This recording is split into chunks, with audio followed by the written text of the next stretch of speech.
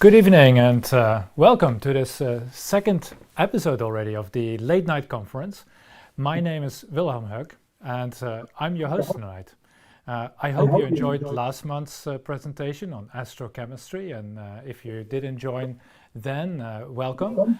We are trying to bring scientists from all over the world a little bit closer to your home and give you opportunity to learn the sort of hottest topic in science, and also meet the actual scientists behind it and give you the opportunity to talk to the scientists. The topic of our first season is origins of life, and today we want to go a little bit deeper than last time, and one of the questions that you might have asked yourself is, are we alone? And I think during these pandemic times, you probably are alone tonight, sitting in front of your TV screen. In the Netherlands we have a curfew, so you are most likely alone. But that's not what I meant. I meant to say, are we alone in the universe? And Harvard professor Avi Loeb wrote just a few days ago in The Guardian that it would be arrogant to think that we are alone. And what he is essentially saying is there are so many planets, it is very, very likely that indeed there is some form of life on another planet. He studied a unusually shaped object called Oumuamua. I'm not sure whether that is the right way to pronounce it. That was observed in our solar system in October 2017.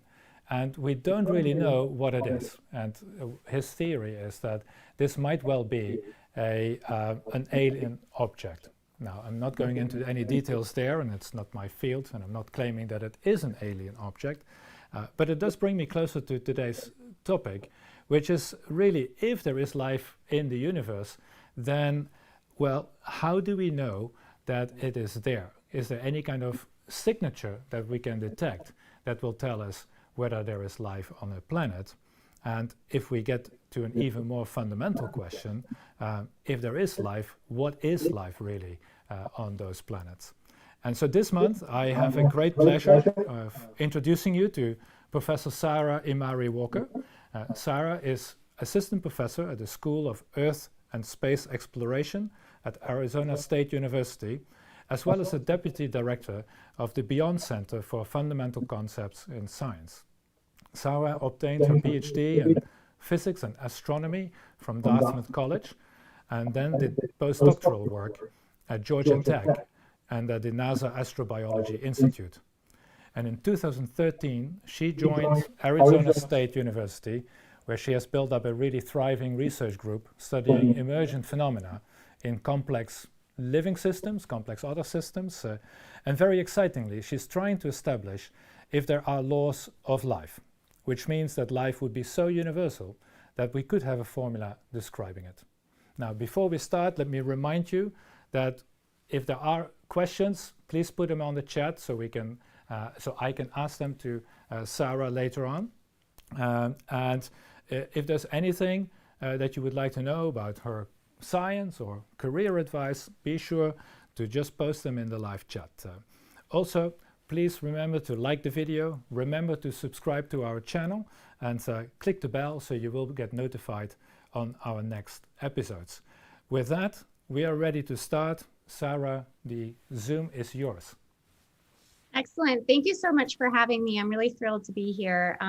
So I'm going to be talking today about my favorite question. I'm not going to focus so much on my own work, but I will talk a little bit about why I'm motivated to think about things the way I do. But I really want to kind of pose a series of questions and sort of guide you through some of the deeper mysteries about answering this question about whether life has any fundamental principles associated with it that might allow us to talk about whether there are actually laws of life and how we can predict what life elsewhere in the universe might look like.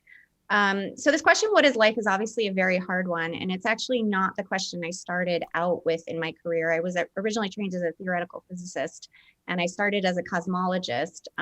So I'll state up front, my biases about asking questions about life come from the perspective of someone who is really interested in deep fundamental laws of nature. And there's a lot of debate in the what is life question, or the origins of life community in general, or people who think about these issues about the nature of life. about whether deep principles are really necessary or we'll have some other sort of easier description. So how much of our understanding do we need to really invent to be able to answer this question? And I'm sort of on the extreme end of the spectrum that it's going to require sort of radically new physics to solve it. And I'll try to hopefully motivate that for you in the talk. But that really comes from my background as a cosmologist. And it's actually quite funny because, you know, I think about the question kind of in this universal grand sense that we have this kind of understanding of most of the matter in the universe, but we're missing this critical component, which is the matter that behaves like us as living things. And so this is really sort of my perspective on it, is really this sort of more universal view. Where does life fit into how we understand what the universe is and what properties it has, and how much of the universe is actually living like us, but not just living, but even thinking and feeling and all the other kinds of things that we associate with us. How much of that is actually out there? So when I first started working on origins of life, I was actually a grad student in a cosmology group. And I started going, I was actually very resistant at first because I wanted to work on really deep questions. I was thinking, you know, the origin of the universe is a deep question. Working on the standard model of particle physics is a deep question. I was like, biology is just, you know, derivative of physics. I didn't really, you know, I never thought about it in my career. But I was presented with this opportunity as a PhD student to work on some aspects of origins of life. And as I was digging into the problem, I realized that nobody was really thinking about it. I mean, there was a lot of speculation, but there wasn't a lot of work on this idea of how does non-life transition to life. What I was finding was going to conferences and things that there was a lot of chemistry being done, which is very important for origins of life. So I don't want to say it's not. It's absolutely critically important. But it's asking a different question than what I thought was the important question for origins of life. And this is sort of one of the fun things about origins, is there's a lot of different disciplinary perspectives and different ways of thinking about the problem.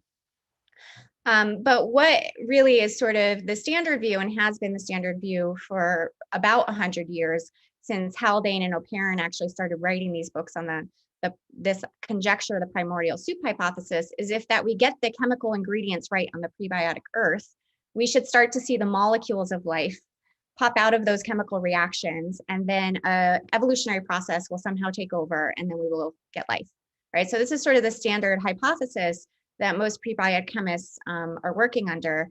And we've been doing that for the better part of 100 years. And I think there's been a lot of success about demonstrating in specific case studies that you can make a certain molecule in life. And I found myself rather mystified at an Origins of Life conference as a PhD student, being there with about 100 people where there were two theorists, and most people were talking about whether they could make an amino acid or a nucleic acid molecule, and no one was actually talking about what is the transition from a non-living to a living system, and how do we actually quantify that, and how do we think about that problem. And so for me, that was really interesting conceptually, and also from a disciplinary perspective. So there's all kinds of interesting conversations we could have about the different disciplines and how they think. But the main point of what I'm trying to say is that traditionally the view has been that life is chemistry. So if we can make the parts, we make the whole. And I really don't personally think that this is going to be the right approach to the problem. There's kind of a nice paper, I guess, in sort of the biology field about whether a biologist could fix a radio. It's not always, you know, if you know all that, how the individual resistors and things work, that you can build the whole system. And we certainly have problems in synthetic biology trying to build living systems from scratch right now because we don't understand all the rules. So there's a lot of interesting questions about this, but I will get into in a little bit that it's not necessary that chemistry isn't important, but from my personal perspective, life is not a chemical phenomena. Chemistry happens to be the scale in physical reality, the sort of first systems that we can actually see life being apparent. And I'll explain what I mean by that in a little bit. But I want to talk a little bit more about the history of how people are thinking about these defining life issues. So the origin of life problem is hard. And this is one of the reasons that we focused on prebiotic chemistry for so long, is because we want to get the chemical details right, because that's important, but also because we don't have a working definition for life that's accepted. So that problem I was interested in, how does non-life transition to life, and can we quantify it? Well, lots of people have proposed definitions for life, but nobody agrees on them. So how do you actually ask that question about whether a living system has emerged or not? Like, how do you know you got the answer right? And so this is just sort of a word cloud of all of the words that people commonly use in definitions for life. You can actually see when I downloaded this, it says September. That's not a word for definitions of life, but it was in my download of the paper. But some of the keywords are like self-reproduction, environment, I mean, things you'll recognize, genetics, thermodynamics. And so the point of this is, this paper was, I think, a little provocative in trying to propose a definition of life by trying to find a consensus among other definitions. And I first read this paper, I was a postdoc at the time. I remember thinking to myself, this isn't science. We don't do science by trying to surmise how people are thinking about definitions and make a new definition and make that the consensus definition. That's just not what we do. I think it's a constructive exercise, but it's not building a hypothesis about what life is and building testable predictions and the kind of ways that we think about doing science. And I also don't find it explanatory. Just to give an idea about why definitions for life are hard, there's a really nice paper for people that want kind of a nice historical paper on this. It is this piece that Carl Sagan wrote, which is in this book that was published in 2010 on definitions of life. He points out that, there's a lot of ways that people define life. And if you read a biology textbook, the definition you read might be something like this definition that he provided, which is that it's a system capable of performing a number of functions: eating, metabolizing, excreting, breathing, moving, growing, reproducing, and being responsive to external stimuli. So maybe some of you, when you were first posed with this "what is life" question at the beginning of this talk, were thinking about these kind of properties, right? These are sort of the obvious things that life does. But Carl Sagan was kind of cheeky because he immediately said, well, this is kind of a ridiculous case study because cars do those things. And if this was your working definition of life, aliens visiting Earth might assume cars were the dominant life form because there's so many cars on planet Earth. And in fact, nowadays, you might think they're the dominant life form because we know cars have gone to space. So they're not just, all over the planet, they're spacefaring now. So how do we draw that boundary? Well, currently, we have no viable definition that's scientifically accepted. So this is one of the reasons that origins of life and definitions for life are hotly debated. This is why it's an exciting area of science. We don't have a consensus view. And in some ways, you can even talk about us as being pre-paradigmatic science. We don't have a paradigm in our field. And this is actually one of the reasons that I was personally motivated to transition from my love of theoretical physics into thinking about this problem, because part of the reason I got into graduate school to study theoretical physics and study sort of those hard problems of cosmology and fundamental physics was because I was really interested in what reality is and how reality works. And I thought that was like the problems Einstein solved, or the problems, famous physicists like Fermi and Dirac had solved. But I realized as I was starting to think about this problem more, that the real problem to be solved is what we are. We haven't solved that one yet. That's the frontier. And so looking back in the history of physics, we've solved some really fundamental problems, but we haven't solved this one yet. Now, Sagan, pointed out there was no viable definition. I think he has a nice way of talking about it, though. So he says many such properties are either present in machines that nobody is willing to call alive, or absent from organisms that everyone is willing to call alive. So I personally actually include technology in my definition, or my theory of that I'm trying to build of life, and I'll get to that at the end. So I don't agree with this exclusion of machines, but I think the deeper point he was trying to get at is if you start trying to define life directly by the properties that you observe, you always end up with a contradiction. So you try to start with a definition, and you want to include cases that you want to be specific cases, and you want to exclude others. And you always end up in a case where you're including some cases or excluding some cases you should include, and including some cases you should exclude by sort of your a priori assumptions. And this is one of the reasons that viruses have been so contentious, is they're kind of in this boundary regime that they don't really neatly fit in most definitions for life, but a lot of people might accept that they are life. So this is problematic. And I think it's one of the reasons that the exercise of trying to define life is probably ill-posed, and that we need to think about it from some new perspectives. In fact, defining life is so difficult and so problematic and kind of not helpful to origins of life that some people have been even more provocative. So I was a postdoc in 2002 presenting at the American Chemical Society meeting, and I have this just like very vivid memory of Andy Ellington, who's an RNA chemist very well known in origins of life, getting up and starting his talk with the slide that just says life does not exist. And I just be like, what?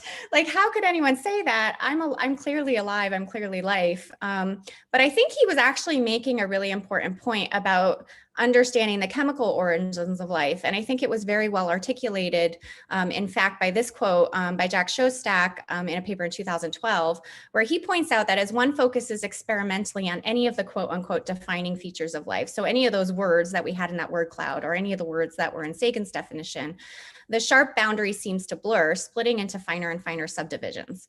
So basically, when we look at the parts of life, they are no longer life. This is actually one of the reasons that life is very hard, and one of the reasons we talk about life as an emergent property. So no atom in your body is alive, but you are alive. So life is somehow the system level property, and it makes it more challenging to understand and describe. But it certainly doesn't exist solely in the level of chemistry. So what is life is obviously a deeply philosophical question. We've been asking it for thousands of years. Sort of the physicist's way of thinking about it, at least in the modern era, first came about with this really famous book that Erwin Schrödinger, who's famous for his work in quantum mechanics, wrote about life. He actually delivered this set of lectures at the Dublin Institute for Advanced Study in 1943 on the topic, which he turned into a book. And the question he was asking there is, how can the events in space and time which take place in the spatial boundary of a living organism be accounted for by physics and chemistry? So he's asking, what is life? How do we think about it? But he was trying to ask the question a little bit differently than trying to define life. He wanted some principle that could explain life that was rooted in the way that we think about physics and chemistry. And he did come up with some answers that were important at the time, and I think are historically important.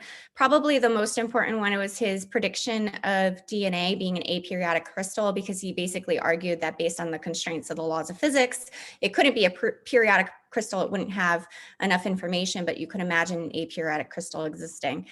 And that actually motivated Watson and Crick to discover DNA along with Franklin. Or the structure of DNA. But he also introduced this concept of negentropy, which was that life seems to sort of locally produce order. And that's kind of going against the second law of thermodynamics. So he said, well, it really is sort of like it's producing a positive entropy.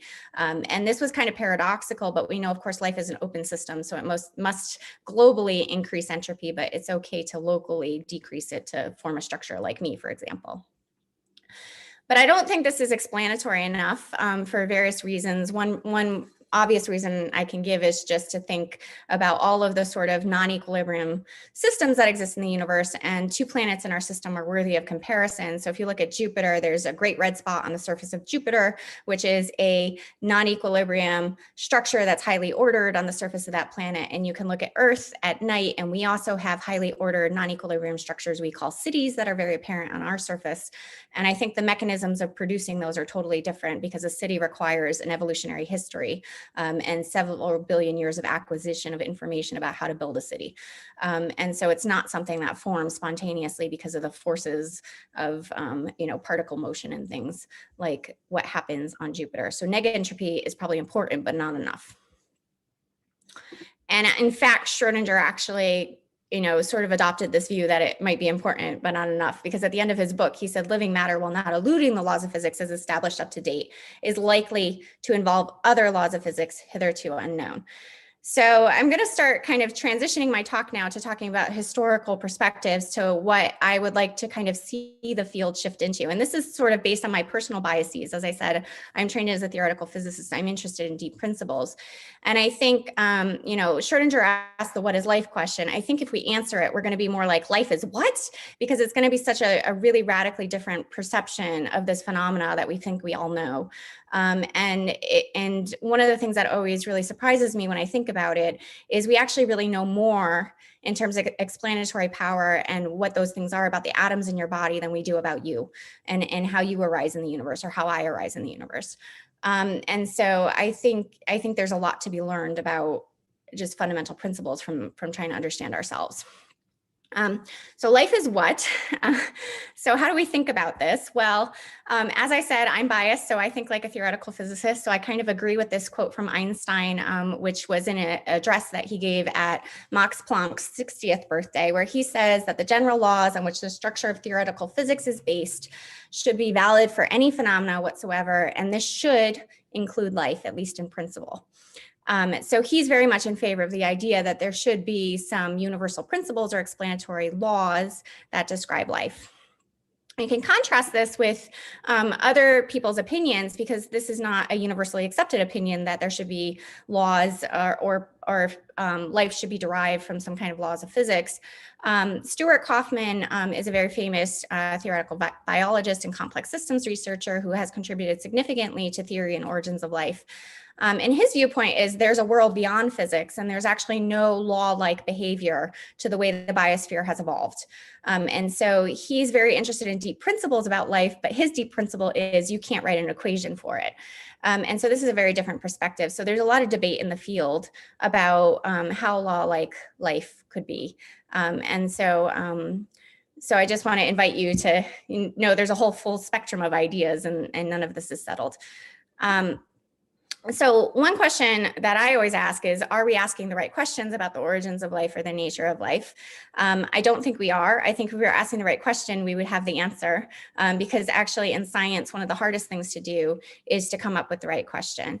And so this is actually where I think science and sort of more creative pursuits like art and things actually kind of combine in interesting ways. So I actually, my family is not scientists. They're mostly more artistically minded people, and I'm always kind of the odd duck being a scientist. But the way I approach my science is very much trying to think about what are all the things that people are saying and thinking about, but we haven't really constructed the question that's getting at this thing that's on all our minds, and we haven't really been able to say or articulate clearly. So it's sort of like building a theory is like a mosaic of human ideas and trying to figure out how they come together in a simpler explanation. And so part of that is I think we're not always seeing what's really there. And what do I mean by that? Well, I'll give you an example from the history of physics, because I think thinking historically about the progress of science, from when we first developed the ability to reason about the world and think logically about the world to when we actually invented, say, modern physics and the way that we think about things now, is really important to really understand where origins of life and the what is life question fit historically. And I like to think about future history also, like what is the impact of this question and how much impact do we think it should have if we answer it? So on this point of are we seeing what's really there? Well, if you look up at the night sky and you track planetary motion over long periods, you might notice that there's something called retrograde motion, where sometimes the planets look like they're going backwards. Well, in ancient times, we actually had an explanation for that. We thought that the Earth was the center of the universe, and that the planets actually did go backwards for a time because they were on these epicycle motions. So they moved in perfect circles because everything in the universe had to be a perfect circle, because that was an assumption in antiquity, and the heavens were perfect and circles were perfect. And the deferents were basically, the paths that those circles were centered around. And so we had an explanation. It was a very convoluted explanation, but this explanation actually was very predictive, and it was the accepted explanation for thousands of years. But what happened? Well, Isaac Newton and Galileo happened. Both of them recognized that something about the motions in the heavens should actually be described by the same kinds of things as motions on the Earth. And also, obviously, we had the sun-centered model, so that was really an important detail. But I think this idea of unifying celestial and terrestrial motion under the same paradigm, which is what Newton did with his universal laws of gravitation and his laws of motion, was an incredibly profound insight. Before that, in all of human history, no one understood that the motion of the stars in the night sky and the motion of the planets was described by the same principles about why an apple falls on the face of the earth. But Newton didn't have a full explanation for gravity. I'm not going to argue that we have a full explanation for gravity yet, but we know that Einstein came along a few hundred years later, and he was thinking about the properties of a very different physical phenomena, thinking about the properties of light. And by doing that, he actually realized that space-time is a unified structure, and it's curved. in the vicinity of massive objects, and that's why we feel the force of gravity. So if I were sitting in this chair in ancient Greece, I would not be telling you that I was stuck to my chair because of the curvature of space-time, because I can't feel that with my senses. I have no direct experience of it. How we uncovered that was through centuries of scientific progress. And we now have that as an explanatory framework that's very powerful. I think with life, we're kind of in the epicycle phase. We're describing what we see exactly and trying to build models for it, but we don't have that deeper explanation yet. And it's not for lack of many beautiful theories that describe the way the world works at a fundamental level. So we have a lot of theories that have been devised in the history of physics. And in particular, you know, we have this great unification scheme, and people are after this idea of a theory of everything. But I really like this quote by David Krakauer that says, "A theory of everything is a theory of everything except those things that theorize."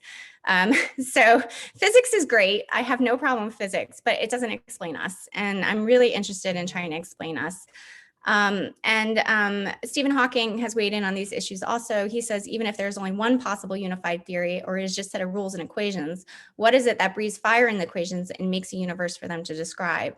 So this is kind of getting at the idea that our theories of physics describe physics without us. And we don't know where, like, how the equations come to be or how they actually relate to the universe itself, because we're actually sitting there writing them down and we're living things. So I think we kind of have to move beyond physics as we understand it to try to really get to what we're talking about with life. And in order to think about that, as I said, I really like to think about the history of physics. So this is really, you know, deep into the history of theoretical physics and philosophical ideas that we're digging into here. But there is a long history of unifications, not just in physics, but in other fields. So, you know, unifications of different areas of mathematics. I mentioned Newton and Galileo unifying our pictures of terrestrial and celestial physics, and Einstein's role in space and time. But in the 20th, well, in the 1900s, so last century, we actually saw the invention of computation, which was a unification of reasoning and calculation. So basically, we've codified a way of thinking about logic and information processing. And in fact, a lot of the people that were developing computers in the early days were fundamentally interested in what life is, and were trying to mathematically build the logic of how we think about the world into devices. That's what a computer is. So when Turing invented a Turing machine and von Neumann was inventing his computer architecture, they were thinking about biological systems and thinking about us and trying to build machines that could mimic us. So that's really interesting. But part of the problem is when we get to thinking about what would the laws of life be and how could we think about the unification at the origins of life, my perspective is the physics that we've developed so far is very good at describing the physical world without us. And we had some theories that emerged in the 1900s that are very good at describing some mathematical aspects of how we work, as maybe in terms of computational theory and those kind of things. But we don't really know what those things are as physical theories. And that if we're trying to really understand what life is, that there might be some insights gained by thinking about these kind of deeper ideas. And I'll explain a little bit about what I think that looks like in just a minute. But I really like this quote from David Deutsch also, who's another physicist, that I think gets at this kind of dichotomy I'm trying to draw between physics as we've done it and physics as it needs to be in order to account for life. And he says base metals can be transmuted into gold by stars and by intelligent beings who understand the processes that power stars and by nothing else in the universe. So there's the physics that runs our universe, all the laws and things, but then there's these entities that understand the laws and they can actually do things with that understanding. And so that's actually the process I'm interested in understanding is what is it that I am, that I actually understand how the universe works at some level. And I can use that to do things, interesting things life does, like create phones or computers or new metabolic pathways. So there's all kinds of interesting things to be thought of from that. And some people get a little worried about the fact that I'm thinking about us when I'm talking about origins of life. But I think if you're talking about the what is life problem, you're actually trying to explain everything subsequent to the original life event. And to really understand all of that, you have to go to a really deep abstract principle. And that is not a traditional view. Most people focused on origins of life are focused on the chemical origin of life, what happened chemically from the specific details based on life as we know it on Earth. I'm asking for an explanatory framework that explains pretty much everything about life in a very abstract way, but would hopefully provide the key insight that would allow us to understand how non-life transitions to life. And so, I actually want to just kind of clarify that point, right? So before I get to this slide, when we're thinking about definitions of life, there's this sort of direct attack. I look at a cell, I see it reproduces. I want to define life as a self-sustaining chemical system capable of Darwinian evolution or something. What I'm asking for in terms of the way that I'm thinking about the problem is there's some deeper fundamental description from which those properties we associate with life should be described. And in order to get at that kind of description, we have to ask what features are really hard to explain with current physics. And this gets into some of the paradoxes raised by Andy Ellington and Jack Szostak, because if we look at a molecule obeys all the laws of chemistry and physics as we know them. And it's very hard to say there's new principles for life necessary there, because they're really not in explaining the behavior of the molecule. But if we look at biological systems across space and time, they start to really defy our intuition for what the laws of physics should be doing. And these are two examples that I really like that I think are related to that quote by David Deutsch I just gave, which is, if we look at the periodic table, there's a lot of elements that we can explain their formation by the standard laws of physics and chemistry, basically, or well, physics, because then you get chemistry out of the elements. But as you get higher in the periodic table, these elements become harder and harder to make, just with, I mean, they're physically possible, but they're very improbable because the conditions have to be so constrained for their formation. And at a certain point, when you get to things like Einsteinium and fermium and Mendelevium and all of these very high atomic number, all the way up to 118, which is the highest discovered, it really requires technology to produce those elements in any abundance. We don't know of any other physical process in the universe that can make a high abundance of those elements apart from technology, because the conditions have to be so precise and so tightly constrained, which means you have to put a lot of information in, a lot of knowledge about nuclear physics in order to make those atoms. The same thing with thinking about planets with satellites orbiting them. Of course, we have lots of planets with satellites orbiting them. We call them moons. Those form naturally, but there's only one planet we know of that has little metal boxes that are being launched into space on a regular basis. Well, what is that process? That process is derived from the fact that we have living beings, a technological civilization, however you want to phrase it, a physical process that has knowledge about the laws of gravitation acquired through its evolutionary history on the surface of our planet, and has control over that process because of that knowledge, and can launch satellites into space reliably. So these are suggesting that there's something interesting about how life extracts regularities, knowledge, laws, things about the physical world, and then can control them to do things that would otherwise not be prohibited by the laws of physics, but not expected by them either. And so this prompted a colleague of mine, Michael Lockman, and I to try to make a distinction, to try to clarify some of the issues surrounding what life is, and to really separate the notion of life versus alive. And so the way that we think about life in this framework is life is the set of all things that require information to produce them. So they're not going to spontaneously form by just the laws of physics and chemistry as we know. You have to have other objects that have some ability to create those. So for example, a cup, if you found a cup on Mars, it would likely be a biosignature. A cup is actually a fairly sophisticated object. It requires a lot of processes to make it. And so I would argue that a cup is a product of an evolutionary process. This cup would not exist on Earth right now unless there was an original life event and a long evolutionary history of lots of trials and lots of different organisms being born and die, and then eventually humans evolving technology and then producing objects like cups. So if you follow the causal history of creation of a cup in the universe, it actually requires a lot of information to make a cup. So life is sort of the space of all of the things that could exist that require information to produce them in the universe. Alive in this framework is then the information processing systems that are actually active and can do that kind of construction process, or to actually make things. So it's sort of like life is the creative part of the universe. The laws in physics and chemistry can only build so much complexity on their own, and we need a new kind of physics to explain how complexity is generated, how we explore this possible space of things. And that's the physics I'm really interested in. It's almost like it's the physics of the possible. And we want to know, how is it that of all the things that could exist, these things exist, and what's the information in the universe that specifies those things?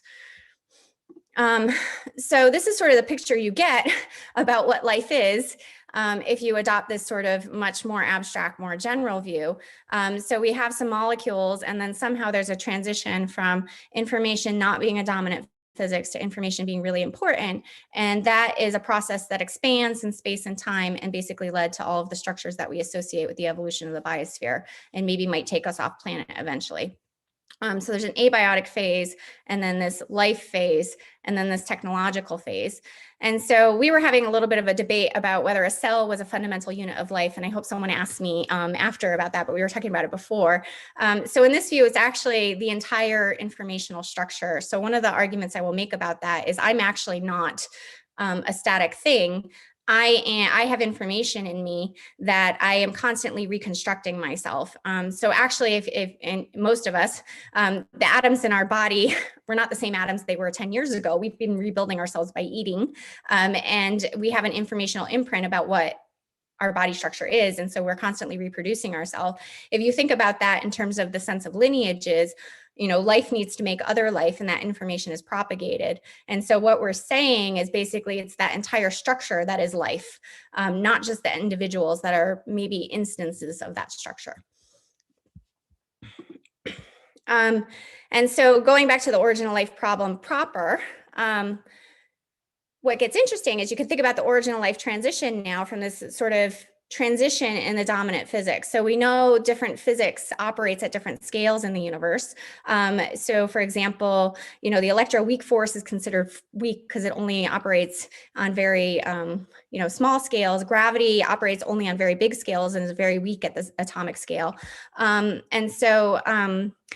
Actually, electroweak only exists at high energy, but let's say the strong force, it only exists inside an atom. So we know different forces operate at different scales. What the argument is here is that there is new principles that operate when you get to the scale of chemistry, and there's this combinatorial diversity that's absolutely huge, that the universe can explore all possible options. And under some circumstances, you get things emerging that we call life that are the capacity to do that. And so life is really defined evolutionary in this sense, but in an evolutionary sense, that's deeply related to structures and the way we understand physics. So we need new theory for this. And I don't think it's just new theory of physics. It's actually a reformulation of the way we think about laws of physics. And I actually gave a talk at a SFI workshop this week about some of those ideas. I'm happy to take questions about them after, but I think in the interest of time, to make sure we have time to get to questions, I'm not going to talk about it too much. What I do want to do, I don't talk too much about my work here, but I do want to try to say that I've talked mostly about philosophical things and trying to really reframe the question and get people to think differently. But I do want to say that there is a really rigorous scientific research program behind this deep philosophy that I've been giving. And we're working on it with a lot of different collaborators. I'm not the only person that has the views that I'm exposing. There's a large community of people that think information is really important and fundamental to life, and is the key problem to solve for the origins of life. But I just want to say a little bit of work about the connection between theory and experiment, because that's where we really need to make progress. So this is just a sort of kind of experiment for origins of life and reconceptualizing origins of life that I think is important, where you don't put your biases about what specific chemistries life is supposed to be composed of into the experiment, but you try to understand how the properties of environment steer complex chemical mixtures and maybe give you patterns associated with life, but not specific molecules, and that those might map to different planetary environments. And so we have some collaborators at University of Glasgow.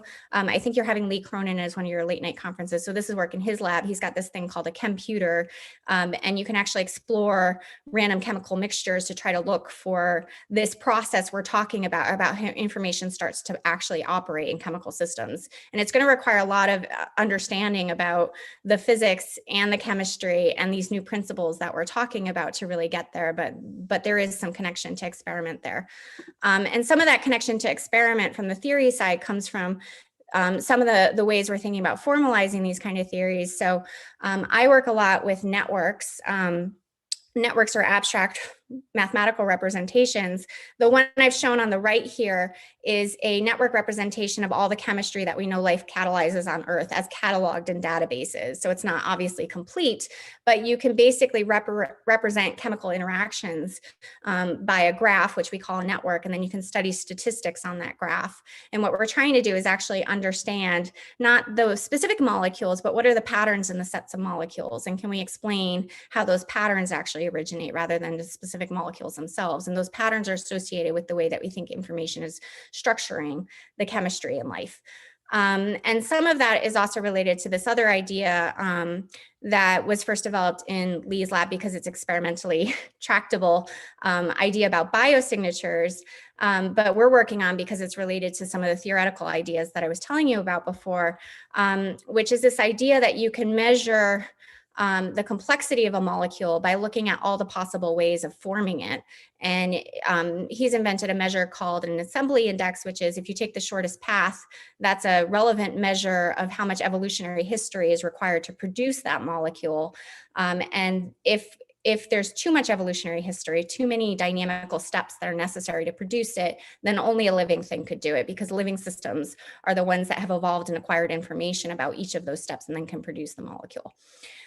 So that's sort of the running hypothesis of the theory. It's been validated in some experimental systems that we don't seem to see biology producing molecules above a certain assembly threshold. And from my perspective of this deep theoretical physics idea, it's really suggesting that at least when we look at the set of possible chemistries, the universe can kind of diffusively explore very simple chemical space, but it's not going to randomly produce proteins or DNA. So there's got to be some boundary in between. And we're really trying to find out where is that complexity boundary that only living things can cross. And to do that, you have to build sophisticated things. So this is just sort of my call for astrobiologists to do theory experiment at the scale physicists do. This is a picture of a neutrino experiment. Well, it's actually a picture to look, or an experiment to look for decay of the proton. And so they actually have this huge volume of water to try to bound to the likelihood of proton decay. We know the origin of life happened once in the universe. We don't know that protons decay. It's an event that's never been observed. Yet we don't build experiments trying to bound the likelihood of another origin of life event. And I think we need massive chemical experiments to really explore chemical space and understand how likely life is. And so one project we have currently funded on a NASA project I was just awarded is to build a geocomputer, which is taking those computer devices and trying to couple them to planetary context, which allows us to then think about how these processes could happen on exoplanets. And I think I want to go to questions because I want to have time for them, and I think I'm running over. So I'm going to stop now and say thanks. And also end on an Einstein quote, because he thought we should include life, but he also thought we were very far from being able to do it. So I agree, and I'm looking forward to discussion. I'll leave this slide up because I think it's good and provocative.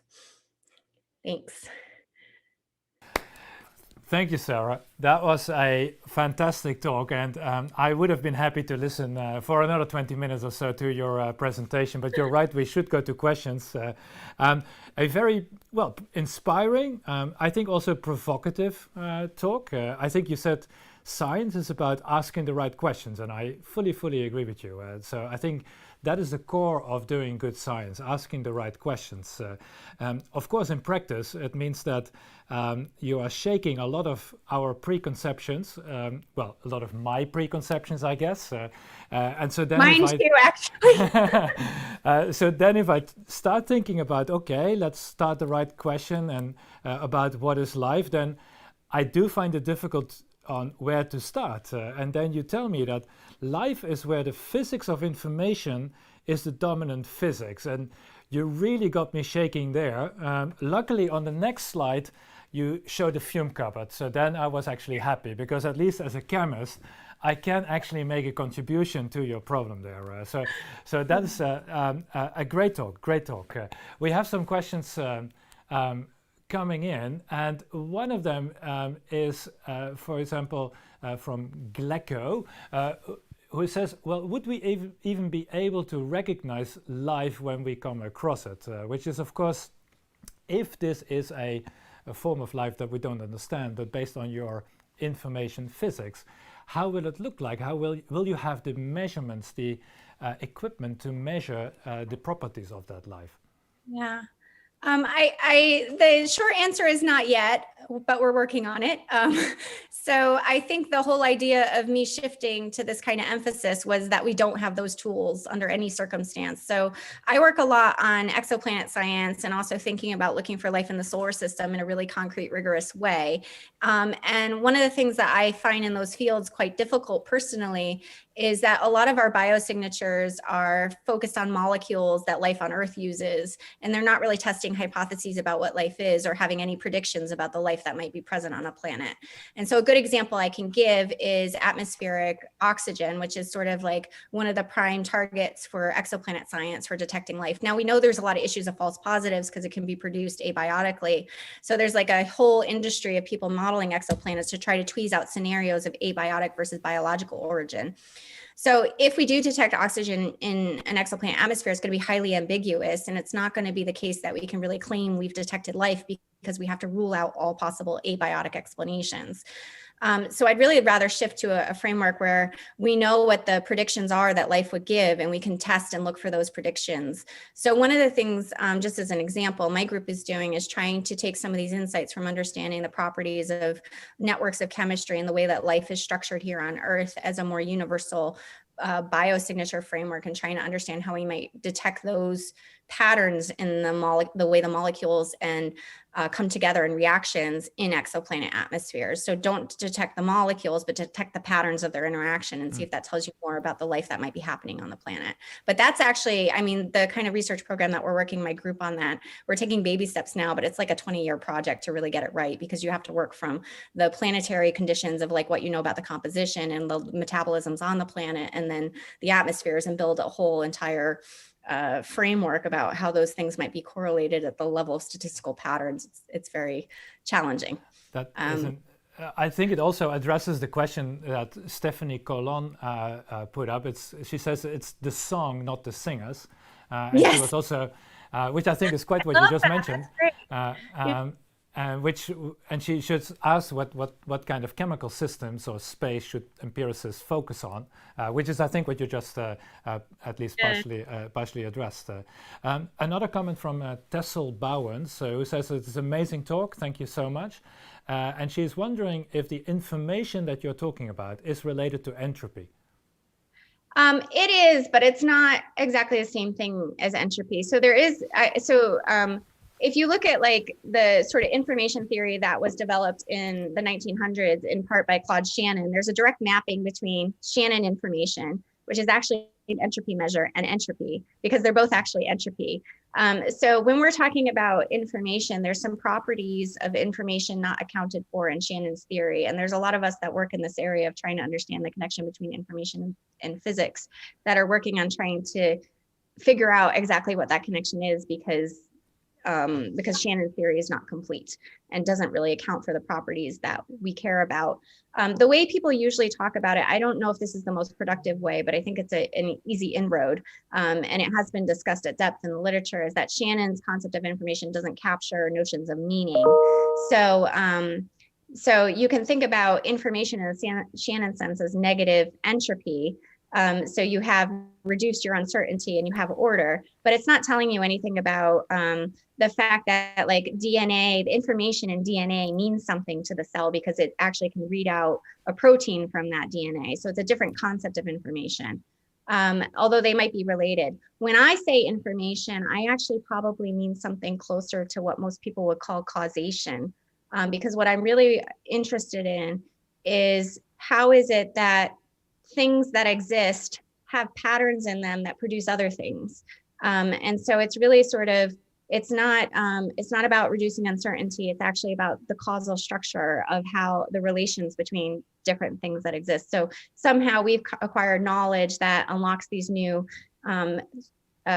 possibilities that a technological civilization can cause satellites to be launched into space because of the information that they have. And they can do that again and again and again. And that's not a process, a transformation that could happen in the universe without that particular thing existing. So that's the sort of sense of information I'm interested in, but it's not captured by any of our current theories. I'm not sure if I can wrap my head around that in the context of, say, as a chemist, thinking about a chemical reaction where you would have the information, other than saying, well, the information is in the molecule in the way it reacts. Well, no, that's exactly right. But this is why this emerges in chemistry. So, for example, there are reactions that don't happen without a catalyst, right? They're just so improbable or so slow. So the catalyst is actually the causal entity for that. Okay. So, but in physics, we don't have a sense we have the laws of physics, which exist external to the physical universe. They're actually not a property of it. But when you get to chemistry and biology, the things that can happen depend on what already exists or has happened. So there's a history there. And so that's actually the part that we have to start to understand. And some people talk about that aspect of it as like having state dependent laws. It's like what happens next depends on what exists now. And so you need a really different kind of mathematics to describe that than you would Newtonian physics, because the law of gravitation is immutable and exists always independent of how many planets you have and things. Okay, before we continue in this direction, Mathieu Balthusser has another question, and he says, do you think the transition from physics to life or living systems is more likely to be critical or continuous? That's a great question. I don't know. I have gone both sides in my career, and actually I think it's healthy as a scientist to often disagree with yourself. So that's just a point of advice. If you can't disagree with yourself, you're not doing, you're not open-minded enough, because you might, you might be missing. I don't want to become dogmatic about a particular viewpoint. My intuition is that it might be more critical than continuous. But I don't have an exact answer for you. And just to give an analogy, I think it's a little bit like, it's hard because it's a little bit like the transition from quantum to classical physics. We know it happens, but we don't know exactly the point it happens. And I think the origin of life is a little bit like that. It's like information actually exists everywhere, and the classical world is the quantum world, is just at a different scale. And I think information exists everywhere, but it's just like it becomes very prominent when we get to life. And I don't know how abrupt that transition is. Well, that's maybe a good end for the next question, because it says, if a new instrument could solve most of your problems were invented tomorrow, what would it be? Yeah, I mean, this is one of the reasons I mentioned this like, I'm very excited about this idea of trying to build robotic systems that can explore chemical space and start trying to constrain the boundary conditions so we can understand how much information we're putting into the physics to generate certain structures. And I think those kind of things are needed, but at a larger scale. So a lot of us in the Origin of Life community have talked about this grand vision of building this, large hadron scale Origin of Life experiment. But I think that's really needed right now. I know different people have different perceptions on what that actually looks like. But I think right now, one of the challenges in Origins of Life is there are no big international efforts. It's like everybody has their lab with their favorite kind of chemistry that they're working on. And we're not compiling that information together in a meaningful way to really understand how is it that chemistry, and in particular agency or information, or like are exploring chemical space. And just as a quick example, when you build an experiment in the lab, you're putting in constraints, which is actually putting information into the chemistry. So we want to try to explore chemical space without putting as much of that information in, or at least know how much we're putting in. Mm-hmm. Challenging. Another question that came up. Well, I think you're quite right. It's. I'm not a chemist, though, so tell me if it's possible. I don't know. Well, I don't think so. But I was actually going to ask you a question about that, because you're a theoretician. But you just mentioned you do have a lab, and you do have people trying to build things in the lab. Is it easy to combine these things, where you have on the one hand you have theory, and then, well, you have to make this hard decision where you just mentioned that. At some point, when you start to do an experiment, there's a lot of choices that you have to make on what is experimentally feasible, what can I actually do to sort of measure something and draw a little conclusion from a small hypothesis and build things up.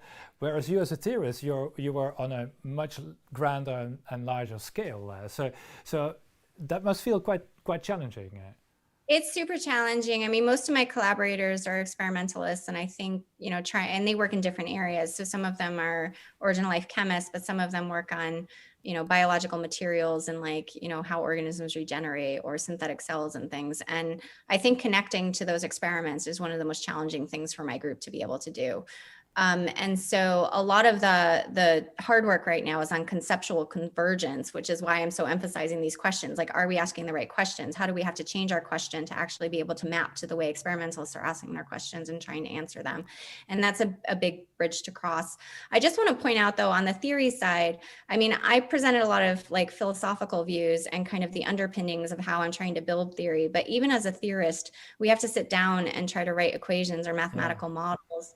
And so I feel like a lot of what my group does is also constrained by the same kind of limitations, because we have to pick kind of an idea or system to work with. And so there's a lot of challenges, to say the least.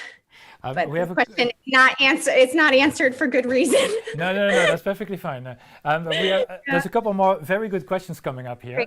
Let me pick one.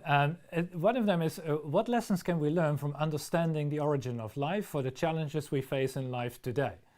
Yeah, that's a fantastic question. So I think one of the things that really motivates me for this deeper explanation is that, when we ask this "are we alone" question, I think if we really answer it, it should be incredibly empowering, because we actually really understand what we are, which helps us understand more about what's happening on Earth now.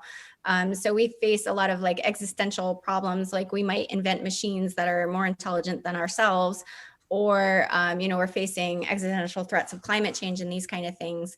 And the way I view them, at least from this perspective of the kind of physics I think is governing life, is that those are actually part of that physics. So the fact that intelligent systems would build more intelligent systems is kind of a natural progression of what that process would be. So I think, I guess what I'm getting at is, if we understand what we are, we have a better idea of where we're going and how to actually steer our own future, if that makes sense. I think that it does. Yeah, so I'll let you go to the next question, because I want to make sure we have time to get to them.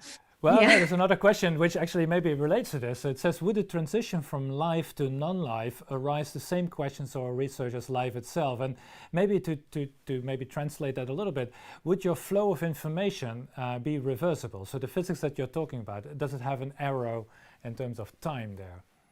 I think it does, actually, and I think what life is deeply related to time. So yes, I do think it has an arrow of time. And in fact, I think if we create origins of life in the lab, it's still actually part of the time progression of our original life. We can't go back to the original life event, if that makes sense. So it's part of our lineage and our example of life. In order to find a real origin of life, we have to find an independent origin. And that's one of my motivations for looking for. Maybe if I can add something to David Meuringer, who was asking this question. I think actually we are very good in going from life to death. We do that in the lab quite often if we work with bacteria. But actually I think dying in a controlled way might tell us actually quite a lot about where life is. Because if you think about it, if life is in some kind of state, in some kind of steady state or something, to go out of that state towards death would tell us something maybe about a trajectory or about a property of that state that it was in. So I think it's a very good question, which doesn't mean that we know how to do that, but it's still it's a good thing. No, I think that's absolutely right. I mean, I've actually talked with Lee Cronin a lot about trying to systematically kill things in a very slow way, so we could understand how all of the sort of information that was built into it breaks down, so we can understand the trajectory better. So I think that experimental idea is brilliant, and should be done, but it has a lot of challenges to actually doing that in the lab. And I also, just one point, just to be a little cheeky. I mean, a dead cat is still a product of life because it had to go through being alive to be, so I think things die, but they don't, the instance of that life dies, but there's this kind of continuity to life. Like it still had an impact on sort of future things. So, I'm a simple chemist, so if you say a dead cat, I start thinking about Schrödinger, and it gets complicated. I know. That's why I brought it up. Tessel Bowens had another question, and she says, do you believe that with this new theoretical concept of information, also higher level emergent behavior can be explained, such as relations between groups of humans or animals? Yeah. Just in the same way, like general relativity doesn't explain everything about planets, but it is a deeper explanation for gravitational motion and the details. So I think it will be incredibly explanatory. Hopefully, I mean, my hope is it will explain what life is. And to me, at least, I'm life, your life. The fact that we're interacting on Zoom right now is life. My computer is life. So all of those things should be accounted for by that kind of theoretical explanation. Kinga Matua has a question, is a virus living or a non-living system? And I had that discussion with her many times, and I tell her it's not living, but the question is now to you, of course. So viruses are great. And I think, they're one of those boundary conditions that's been really hard, but I think there are a lot of boundary conditions similar, like boundary cases similar to viruses. My short answer is viruses are a product of evolution. They require information to make them, so they are life. They are not necessarily alive because they don't have all of the architecture to do that kind of dynamics themselves. So you're saying they are not alive, but they are part of life? Yes. Very good, thank you. Let's see, we are reaching the end, but maybe a few more questions. Amit Kahana is asking, can an information index be uncoupled from environmental conditions? That is a fantastic question, and I don't think it can necessarily. So I think it's dependent, say, for example, on how many elements or molecules you might have in your environment, because that's kind of a baseline of how many things you can build. So I think there are constraints that come from the amount of resources that you have in the system about how much information you can get. Mm-hmm. And then maybe a final question, which maybe is geared towards the undergraduate students that are watching. What would you say to science undergraduates to further pursue a career in research? So I think the thing that's always been the most useful or like powerful for me personally is just following my passion. So I think I've always been really interested in deep questions, and I just kept going after those. And as long as I was really enthusiastic about the thing I was doing, it was good, because an academic career trajectory or research career trajectory can be very challenging at times. And I think you really have to love what you do. So my best advice is find that problem that you really care about and try to pursue it. And for me, I actually started at a 2-year college before moving to 4-year college, which is when I realized I love physics, but I didn't know I loved the origin of life until I was in grad school. And then that really became my motivating question. And the number of problems I've worked on because of that drive is completely unexpected to what I ever would have thought I would work on. But I was always just kind of following my interest and my questions, and I've maintained being excited about what I've been doing for my entire career because of that. So I think that's the number one thing. You have to love what you do. I think, Sarah, that is a great answer, because last week we had Evine van Dishoek, and she said, well, you have to find something that you're really good at it and get noticed. And then I think we combine that with find something that you really like and do it. So that's fantastic. With that, I think we can end the evening, well, afternoon for you. Thank you so much for being on the show today. It was a fantastic lecture, very inspiring, and I hope we will have many more opportunities in the future to discuss what is life and think of experiments that we can do to actually test some of your theories. I would like to thank the audience for joining us in this live stream and for asking so many excellent questions. I hope to see you back next month. Then we have Jack Shostak on the show. He was mentioned in one of your slides already. We look forward to that presentation. I thank the organizing committee, who is partially here, partially behind the screens. And Sarah, thank you once again, and good night. Bye-bye.